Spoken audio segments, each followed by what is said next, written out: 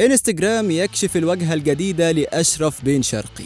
أشرف بن شرقي والشكوك حول عودته لنادي الزمالك. عارف إحساس إنك تشوف صورة أو لقطة تعيد لك ذكريات حلوة وممتعة وبتحس كأنك عايش اللحظة دي من تاني؟ ده بالظبط اللي حصل لما نزل أشرف بن شرقي الفيديو الأخير بتاعه وهو لابس تيشيرت الزمالك في ستوري على الانستجرام. لقطة كأنه رحلة عبر الزمن، رجعت الجماهير الزملكاوية لأوقات ممتعة وجميلة عاشتها بسبب بن شرقي. لقطة كفيلة تخلي الجمهور يتحمس ويتمنى يرجع يعيش نفس المتعة والفرحة من تاني. من بعد ما نزل بن شرقي الفيديو وهو انتشر زي البرق، وجماهير الزمالك اعتبرت ان ده تلميح من بن شرقي علشان يرجع الزمالك، او هو فعلا رجع الزمالك وخلق فقاعة من الفرحة، وخاصة انه بقى لاعب حر ومش مرتبط بأي عقد مع أي نادي بعد رحيله عن صفوف نادي الريان القطري بنهاية موسم 2023-24 اللي لعب فيه موسم واحد بس، وكان بيتقاضى بن شرقي قرابة 3 مليون دولار. ما تعرفش يطلعوا كام بالمصري دول؟ بس خليني اصدمك وانزلك شويه من الفقاعه دي لارض الواقع واقول لك انه انتقال بن شرقي للزمالك امر لا يحتمل الحدوث، وهقول لك ليه. علشان اللاعب دلوقتي طموح ماديا وطالب سعر كبير، وده صعب على الزمالك الفتره دي لانه مرتبط بدفع مستحقات لعيبه زي خالد بوطيب وفرجاني ساسي، ولسه كمان عبد الله جمعه اللي هيرفع على النادي قضيه علشان ياخد مستحقاته، ده غير الصفقات اللي عايز يعملها. هتقولي لا، ده بن شرقي بيحب النادي وهيوصل لاتفاق الأطراف كلها مرضية فيه.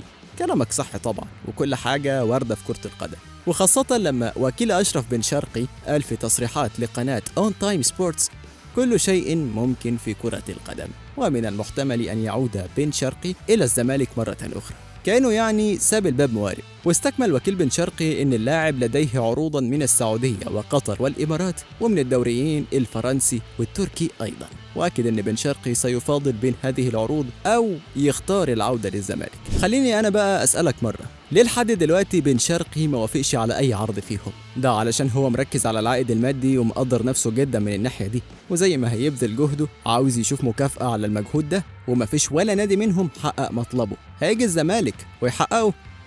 ده ماشي من الزمالك كان بياخد 800 ألف دولار، وتخيل دلوقتي ممكن يطلب كام؟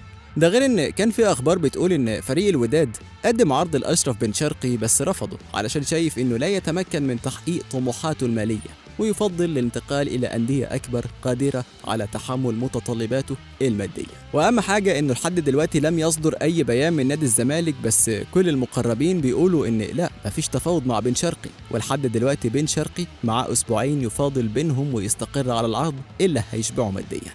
شفت بقى إن اللحظات الجميلة اللي بنعيشها مع الأخبار أو الفيديوهات بتكون مؤقتة، والواقع ممكن يغير كل حاجة في لحظة. لما انضم بن شرقي لنادي الزمالك في الصيف 2019 من نادي الهلال السعودي، أثبت إنه نجم كبير في الفريق. لعب مع الزمالك 3 مواسم، لعب بن شرقي مع الزمالك 109 مباراة، سجل خلالها 41 هدف، وقدم 28 تمريرة حاسمة. وفي موسم 19-20 لعب 31 مباراة وسجل 14 هدف. أما في موسم 2021 كان أفضل موسم له مع الفريق، لعب فيه 40 مباراة وسجل 16 هدف. وفي موسم 21-22 كان آخر موسم له مع الزمالك ولعب 30 ماتش وسجل 11 هدف.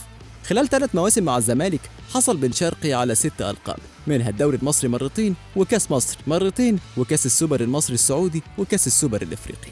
كانت أهدافه الحاسمة وجناحه السريع جزءاً لا يتجزأ من فوز الزمالك بعدة ألقاب، بما في ذلك كاس السوبر الإفريقي وكاس مصر. رغم النجاح الكبير قرر بن شرقي الرحيل عن الزمالك في نهاية موسم 21-22، وأسدل بن شرقي الستار على رحلته مع الزمالك بعد نهاية عقده وانتقاله لصفوف الجزيرة الإماراتي، تاركا خلفه جماهير تعشق أداؤه وروحه القتالية. هل يعود النجم المغربي من جديد ليكمل رحلته مع الفارس الأبيض؟ أسئلة كتيرة تدور في الأذهان، وجماهير الزمالك منتظرة بفارغ الصبر الإجابة. فهل سنشهد عودة بن شرقي للزمالك، ولا يحصل بلوت تويست وينتقل للأهلي زي ما حصل مع إمام عاشور؟ تابعونا عشان تعرف كل جديد عن ملفات الصفقات الجارية.